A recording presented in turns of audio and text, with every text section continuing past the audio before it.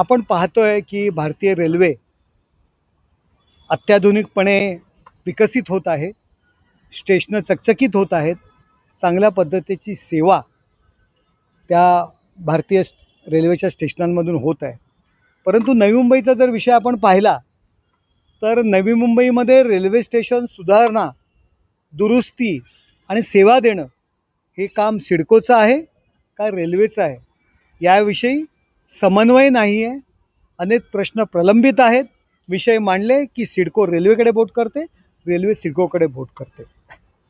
याचा मी जेव्हा खासदार झाल्यानंतर मुळाशी गेलो तेव्हा 2008 नंतर रेल्वेने सिडकोबरोबर ॲग्रीमेंटही केलेलं नाही आहे.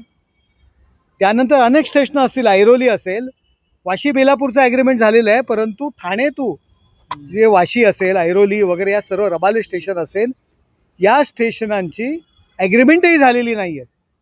मी तर खरं म्हणेल सिडको मेहरबानी म्हणून जे काम आत्तापर्यंत केलं, सिडकोने मेहरबानी म्हणून काम केलेलं आहे. आणि या मुळाशी गेल्यानंतर मी अश्विनी वैष्णव जे रेल्वे मंत्री आहेत यांच्याकडे या विषयाचा पाठपुरावा केला, सत्य परिस्थिती त्या ठिकाणी सांगितली आणि त्यांनी जसे निर्देश दिले की लवकरात लवकर हा प्रश्न सोडवा. आणि आज रेल्वेचे आणि सिडकोच्या अधिकाऱ्यांची आज एकत्र बैठक लावली होती.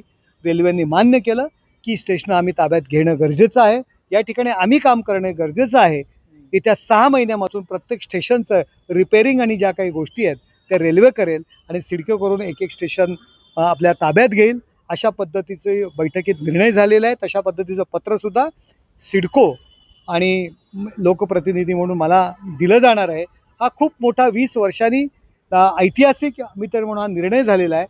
या नवी मुंबई ही शहरीकरण वाढतं आहे, नवी मुंबई एअरपोर्ट झालेलं आहे, नवीन सिटी त्या ठिकाणी होते, रस्त्याला खूप प्रचंड ट्रॅफिक आहे, म्हणून लोक रेल्वेने प्रवास करणार आहेत आणि त्या रेल्वेने प्रवास करताना स्टेशनं अत्याधुनिक असणं गरजेचं आहे.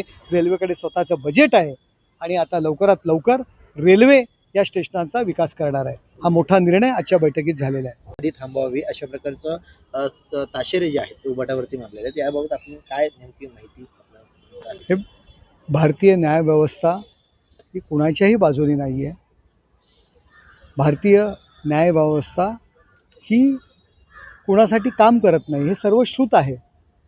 परंतु कोर्टामध्ये आपल्या वकिलामार्फत आपणच सुनावणी पुढे ढकलण्याची विनंती करायची, वेळ मागायची आणि आपली बाजू लंगडी आहे, आपण हरणार आहे हे माहीत आहे.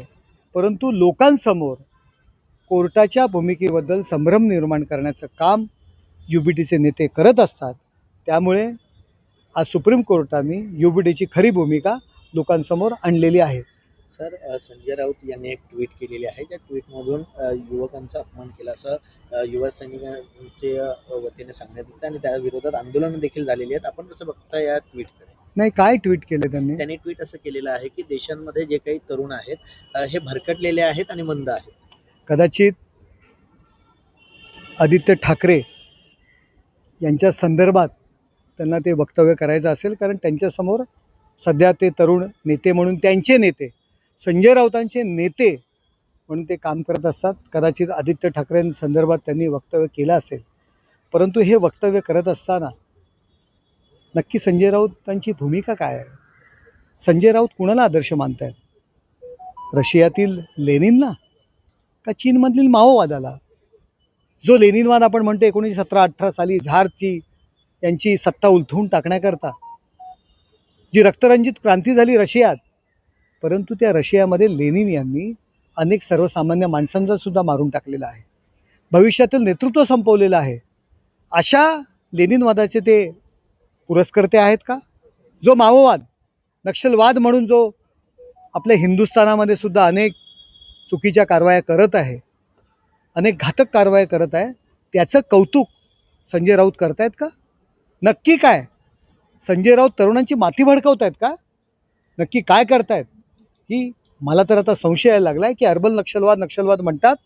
संजय राऊत नक्की या अर्बल नक्षलवादाचा भाग आहे का याची चौकशी सरकारने करणं गरजेचं आहे.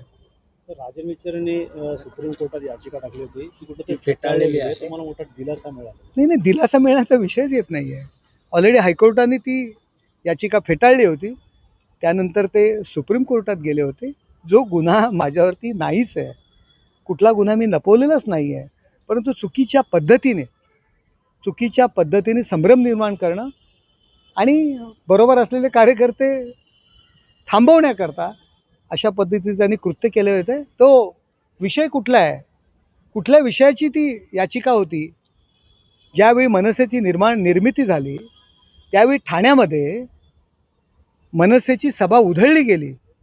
हे काम हा बाळासाहेबांचा आदेश होता आणि ती सभा उधळण्यामध्ये नरेश म्हस्केचा हात आहे आणि त्याच्यामध्ये त्यांना शिक्षा झाली होती. अशा पद्धतीचा आरोप त्यांनी मला केला होता. पक्षाकरता अनेक गोष्टी त्या नरेश म्हस्केंनी सहन केलेल्या आहेत. पक्षाचा आदेश मानलेला आहे आणि आदेशावर कृत्य केली आहेत, नाही आहेत, ठाण्यातील जनतेला माहिती आहे. परंतु स्वतःची कातडी वाचवण्याकरता अशा पद्धतीचा जो आरोप माझ्यावर केला होता, हायकोर्टाने सुद्धा त्यांची याचिका खारिज केली होती आणि सुप्रीम कोर्टाने पण आज केलेली आहे. त्यामुळे दिलासा कसला? दिलासाचा विषयच येत नाही आहे.